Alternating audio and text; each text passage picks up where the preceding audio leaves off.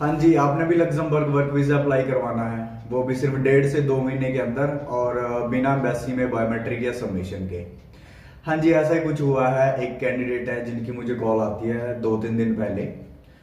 वो मुझे बोलते हैं कि सर मैंने आपको कॉल की थी 2 महीने पहले और आपसे मैंने वर्क वीज़ा के बारे में पूछा था, तो आपने तो मना कर दिया था, बट मैंने वीज़ा लगवा लिया है। तो मैंने उनसे पूछा कि हाँ जी फिर बताइए क्या सेवा कर सकते हैं। तो उन्होंने कहा सर कि मुझे वीज़ा में कोई इशू लग रहा है, तो आप एक बार मेरा वीज़ा चेक कर देंगे। तो मैंने उनसे पूछा कि आपके बायोमेट्रिक कहाँ हुए थे या फिर आपकी सबमिशन स्लिप कहाँ पर है। तो मैं बोला कि सर ना तो मेरे बायोमेट्रिक हुए हैं ना मुझे कोई सबमिशन स्लिप प्रोवाइड करवाएगी। तो मैंने उनसे पूछा कि फिर आपका वीज़ा कैसे आ गया।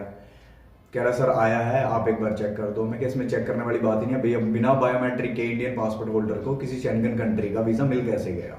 तो ये सरासर मैं क्या आप समझ जाओ भी, इसमें चेक करने वाली कोई बात नहीं होगा। फिर भी चलो मैं भेज देता हूँ। तो उन्होंने वीज़ा भी भेजा, मैं स्क्रीन पर लगा भी दूंगा, आप देख भी लेना एक बार। भाई ये लग्जमबर्ग वाले ना मैं बहुत पहले बता चुका हूँ, कई बार बता चुका हूँ। कैंडिडेट जो ऑफिस आते हैं मैं उनको भी समझाता हूँ, कॉल पर भी समझाता हूँ। अब इन बंदे के साथ क्या हुआ, इन्होंने मुझसे बात की थी हालांकि, और मैंने समझाया भी होगा अगर इन्होंने लग्जमबर्ग का मुझे जिक्र किया होगा, पर उसके बावजूद भी इनको क्या लगा कि हाँ हाँ इनके बस की है नहीं है, तो मैं कहीं और से करवा लेता हूँ। और इस बंदे ने 1 लाख रुपया ऑलरेडी दे रखा है बंदे को। और जब मैंने दोबारा पूछा कि हाँ जी आपने अपने एजेंट से पूछा कि आपका वीज़ा है जो वो किस तरीके से आया, वेरीफाई कैसे कर सकते हैं, तो उन्होंने कहा कि सर वो मुझे कोई रास्ता ही नहीं दे रहे हैं। तो भाई मैं पहले भी बोल चुका हूँ, अब भी बोल रहा हूँ, मत पड़ो लग्जमबर्ग के चक्कर में, अपना पैसा मत खराब करो यार, नहीं होना लग्जमबर्ग का वर्क वीजा आपका।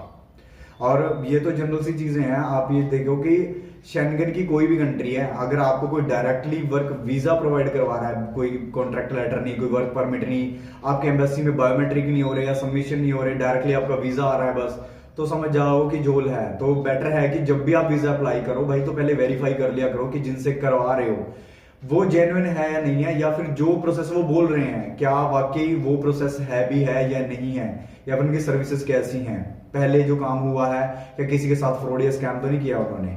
बाकी भाई आपका टाइम है, आपका पैसा है, जैसे खराब करना चाहो वैसे कर सकते हो उनकी तरह। बाकी इसी तरह की इन्फॉर्मेटिव वीडियोस के लिए आप हमारे इंस्टाग्राम चैनल को फॉलो कर सकते हैं या फिर यूट्यूब चैनल को सब्सक्राइब कर सकते हैं। Thank you.